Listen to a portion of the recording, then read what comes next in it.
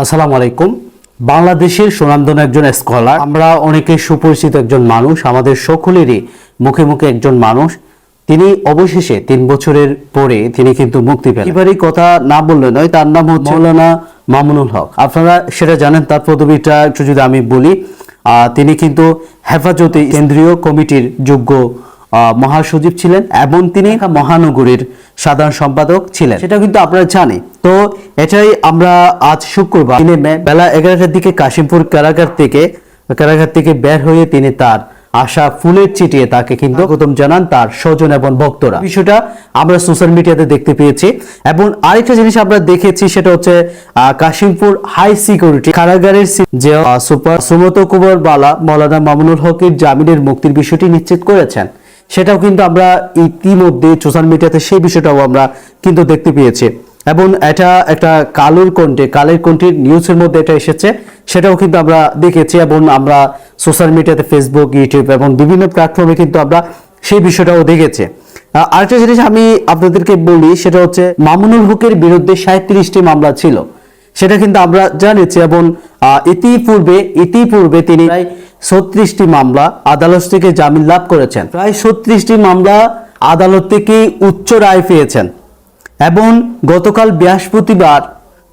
বৃহস্পতিবার সর্বশেষ মামলায় উচ্চ আদালত থেকে জামিন লাভ করেন তিনি, এবং জামিনের কপি বৃহস্পতিবার কারাগারের পৌঁছায় এবং সব মামলার জামিনের আদেশের কপি এবং যাচাই বাছাই শেষ করে শুক্রবার সকালে 10টায় কারাগার থেকে তাকে মুক্তি দেওয়া হয়। একটা জিনিস আপনারা জানেন, সেটা হচ্ছে গত বৃহস্পতিবারে অর্থাৎ 2 মে রাতে মামুনুল হকের মুক্তির কথা থাকলেও শেষ মুহূর্তে মুক্তি মেলেনি এবং মুক্তি দেওয়া হয়নি। তখন কাশিমপুর কারাগারের জেল সুপার সুব্রত কুমার বালার জানিয়েছেন, আজ মামুনুল হকের মুক্তি দেওয়ার সম্ভব হবে না। আর জামিনের কাগজপত্র যাচাই করা চলছে। জানা গেছে আজ মুক্তির পর তিনি ওয়েটিং রুমে অপেক্ষা করেন। তার ওয়েটিং রুমে অপেক্ষা করেন, সে কথাটাও আমরা কিন্তু জানতে পেরেছি। তারপর মামুনুল হকের ছেলে জিমনুল হক এবং অন্যান্য আত্মীয় স্বজনেরা আসার পর বেলা 11টার দিকে তার ব্যক্তিগত গাড়িতে করে ঢাকার উদ্দেশ্যে চলে যান। এবং এই সময় তিনি সাংবাদিকদের উদ্দেশ্যে একটা কথা বলেন, আলহামদুলিল্লাহ ভালো আছি। এছাড়া আর কোনো কথা তিনি বলেন নাই, সাংবাদিকদের উদ্দেশ্যে তিনি আর কোনো কথাই বলেন না, সেটাই আমরা দেখতে পেয়েছি। উল্লেখ্য 2021 সালের 3 এপ্রিল, সম্ভবত এটা 3 এপ্রিল, নারায়ণগঞ্জের সোনাগাল রিসোর্টের এক নারীর সঙ্গে হেফাজতের নেতা মৌলানা মামুনুল হকের বিরুদ্ধে স্থায়ী তদন্তের দিকে তাদের জিজ্ঞাসাবাদ করেন। ওই বয়সের 21 এপ্রিল মোহাম্মদপুরের একটি মাদ্রাসা থেকে মৌলানা মামুনুল হককে গ্রেফতার করেন পুলিশ। এই বিষয়টাও আমরা কিন্তু জেনেছি এবং সেটা ইতিমধ্যে আমরা অনেকেই সেটাই কিন্তু মৌলানা মামুনুল হকের বিষয়ে আপনারা সোশ্যাল মিডিয়াতে অনেক ভিডিও ভাইরাল হয়েছে এবং অনেক কিছু দেখেছেন।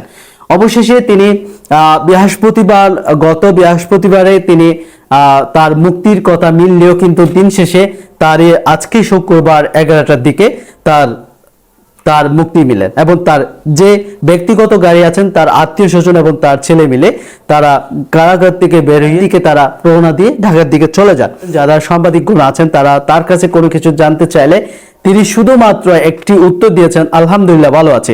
এছাড়া তিনি আর সাংবাদিকদের উদ্দেশ্যে আর কোনো কথাই বলেননি। দর্শক, বলতে চাইছি আজকের আমাদের একজন ইসলামিক স্কলার মৌলানা মামুনুল হকের বিরুদ্ধে যে 37টি মামলা রয়েছিল, সেখান থেকে প্রায় 36টি মামলা হওয়ার পরে শেষে যে মামলাটি রয়েছিল, সেটা উচ্চ আদালত থেকে প্রাপ্তিপত্র বৃহস্পতিবার তিনি কাশিমপুর কারাগারে আসেন এবং কারাগার জেল সুপাররা তারা এটা কপিটা যাচাই বাছাই করে তারা দিন শেষে আবার মিলল এবং সকাল 10টার দিকে মুক্তি দেওয়ার কথা ছিলেন। এবং 10টার দিকে তিনি ওয়েটিং রুমে অপেক্ষা করেছিলেন আজকে শুক্রবারে। তারপর তিনি 10টার দিকে 11টার দিকে তাদের আত্মীয় স্বজনেরা তাকে তার ব্যক্তিগত গাড়ি করে তাকে নিয়ে যায়। এইটা আমরা জেনেছি। এবং মামুনুল হকের আবার আমাদের ইসলামের ময়দানে আসবে, আবার সিংহের মতো গর্জন দিয়ে আবার কথা বলবে, সেটাই আমরা জানি। আশা করি আপনাদের কেমন লেগেছে এবং আপনারা কার কার কোন বক্ত আছেন।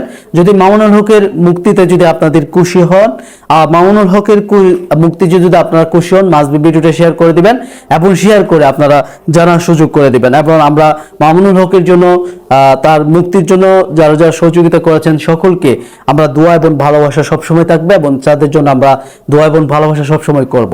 তো আশা করি আপনারা ভিডিওটা কেমন লেগেছে অবশ্যই কমেন্ট করবেন, আর ভিডিওটি শেয়ার করে সবার কাছে ছড়িয়ে দিবেন। আর যদি পেজটি যদি নতুন হয়ে থাকেন পেজটি ফলো করবেন, আর যদি ইউটিউব চ্যানেল যদি আপনারা নতুন হয়ে থাকেন তাহলে চ্যানেলটি সাবস্ক্রাইব করে পাশে থাকা অল নোটিফিকেশনটি সিলেক্ট করে সাথে রাখবেন। তো তোমার সবাইকে আল্লাহ হাফেজ, আসসালামু আলাইকুম।